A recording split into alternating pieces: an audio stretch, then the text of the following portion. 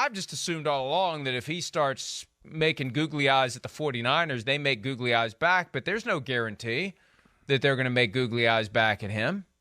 I don't know. No, I assume they would. I think they should, but they should have 2 years ago, and they didn't. I know. I would think they would too. I would. That's one where I'm sure there was some flirting or some common interest, because I do think that's the only quarterback in football that can appeal to the masses to also keep a number 3 pick of the draft who you traded 3 first-round picks on the sideline and everybody could justify it for one more year. It's the only guy that could justify it. Anybody else there, you go, wait, why did they trade 3 first-round picks for this guy and he's still on the bench in year 2? That doesn't make sense. If it's Tom Brady, you could play that angle. But, Brady, it's been well documented too, even with as much as his love for the 49ers.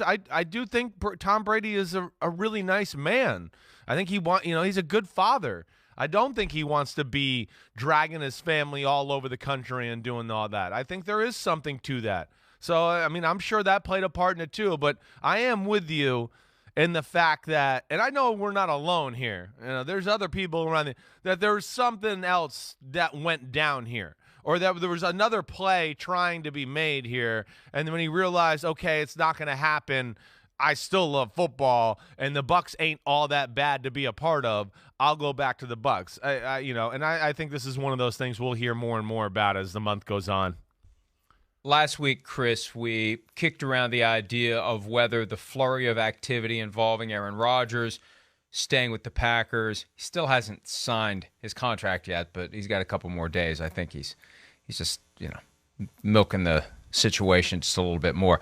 And Russell Wilson being traded to the Broncos, does that operate as a magnet for Brady? I think the other side of it, when you consider the fall from Wilson to Carson Wentz as teams are scrambling to find veteran quarterbacks, and the Buccaneers, one of the teams scrambling, whether it's Deshaun Watson, Baker Mayfield is a guy who's been linked to the Tampa Bay Buccaneers.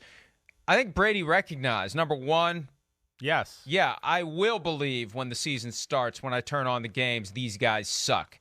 Number two, the Buccaneers have the light on for me, but that light's going to be extinguished if they do something like trade for Deshaun Watson. Right. Because at that point, I can't go back to Tampa. See, No. I thought all along he was trying to, as of yesterday, as the dominoes are starting to line up, not fall yet. Nobody hit the first one. The first one was Watson. But I thought maybe Brady was waiting to see what the Buccaneers did because it'd be easier to get out if the Buccaneers move on.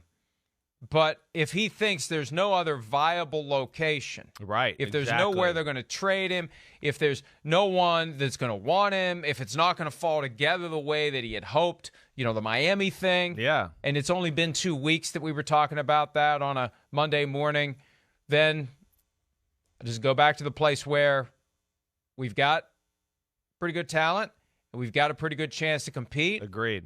And now, the Buccaneers' path to the NFC Championship and beyond, it's a hell of a lot easier. And the odds have already dramatically moved on PointsBet for the Bucs to win the division, the conference, and the Super Bowl, as they should, now that they have Tom Brady back. I know. You look at the NFC South, you go, okay, they're clearly the best team there. You look at the NFC East, you go, okay, the Cowboys, we know, but they still got things they got to figure out with their football team. I don't look at them as a legit Super Bowl contender quite yet. I don't.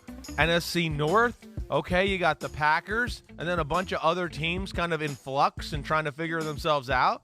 And then you got the NFC West. It's really the perfect situation. It really is. And again, I'm with you. I was going to go there next, kind of where you led it, so it's perfect. Because first off, hey, Miami thing, nobody heard about it. You called Miami, and all of a sudden they admitted, we did reach out to Sean Payton. Listen, everybody, we know this went down. All right? This went down. So they didn't say Tom Brady. I know they didn't say. Well, there have been discussions about. Right. There's been discussions about him being a minority owner of the team after he's done playing. Right. That part didn't. No, they didn't add that part. But they did acknowledge that they tried to call the Saints. They did call the Saints in an effort to try to get Sean Payton, but they weren't bringing in Sean Payton to work with Tua Tagovailoa. Exactly. I can guarantee you that. Exactly right. So there's play number one messed up. Now it goes to what else do I have out there? And again, that's where I think both you and I know it is San Francisco comes, to the forefront. Who else is out there that really fits the mold of where Tom Brady would go? What else is really out there that fits the mold? And I don't think there's anything out there. I look at Miami. That was a unique situation. Their team's on the rise. They're building a huge house down there. Sean Payton with him. Okay, let's make a run and let's do it. After that, okay, that got squashed. Now what do we do? All right, there's the 49ers, of course. And they're a Super Bowl ready team.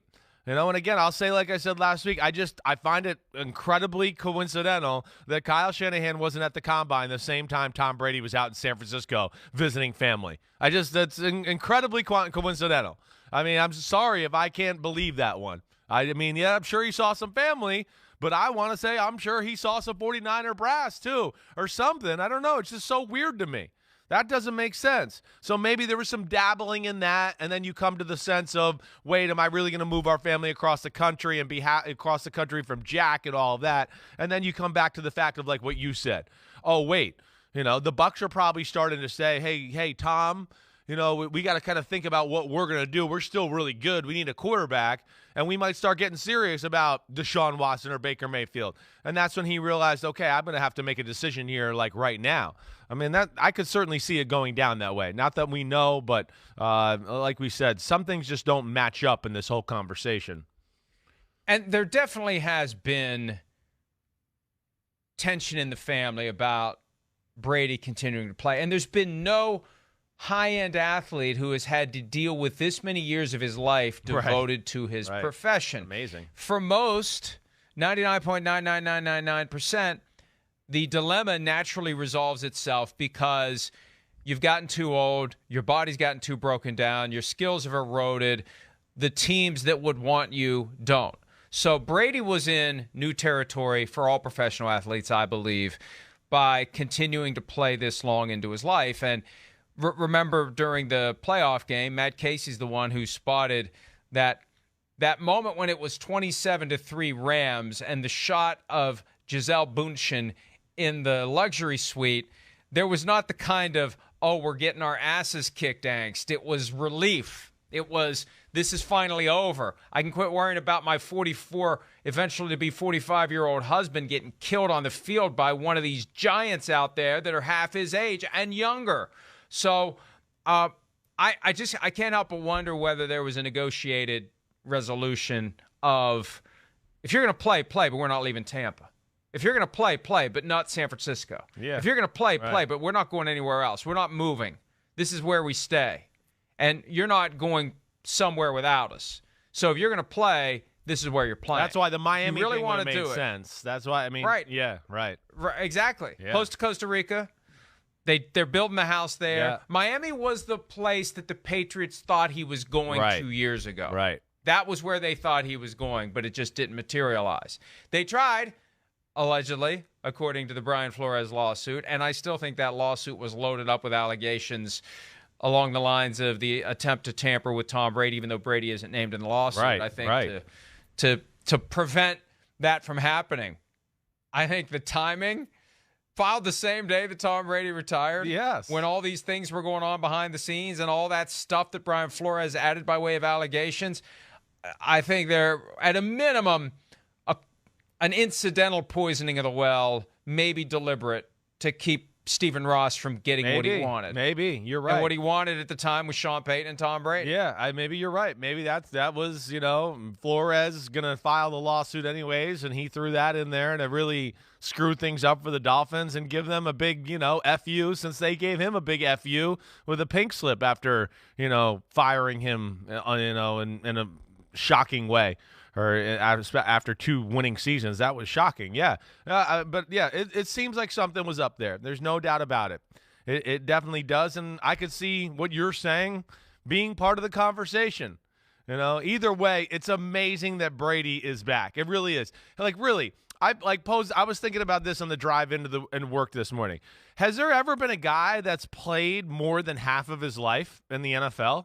Like, he's going to be year 23, and he's going to be year 45. Has there ever been a guy in the history of football that's going to go, wait, for more than half my life, I got to play in the NFL. I have a hard time thinking that anybody's even accomplished that feat, right? George Bland is the only one I can think probably, of. But he was primarily a kicker late in his career. Right, but he could probably be the only guy that I can imagine that number matching up that way. I mean, it's an incredible feat. It really is. He still looks awesome when he's out there, and I'm glad to see him back. I really am. I think it's going to be kind of fun. Rodgers, Brady versus the NFC West. Let's see what goes down in the NFC this year, and that's pretty much what we can boil it down to.